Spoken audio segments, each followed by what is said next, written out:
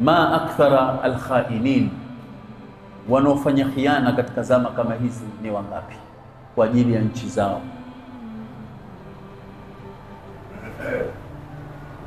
Fanya khiana, mtu umeaminiwa, umepewa nafasi kwenye nchi, umepewa nafasi kama hii, alafu wewe unageuka wakati mwingine unakuwa khaini katika nchi yako kwa ajili ya maslaha madogo tu labda uliopewa.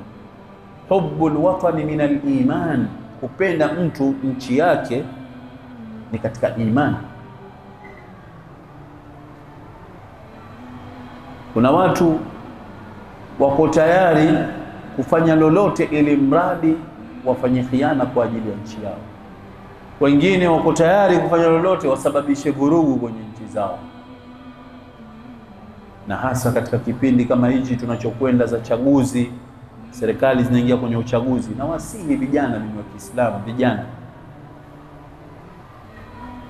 ukisababisha vurugu katika nchi, zikapotea roho za watu, zikapotea heshima za watu, zikaharibika mali za watu, na wewe utakuwa sehemu katika lile dhambi lolote, njia yote utakosababisha.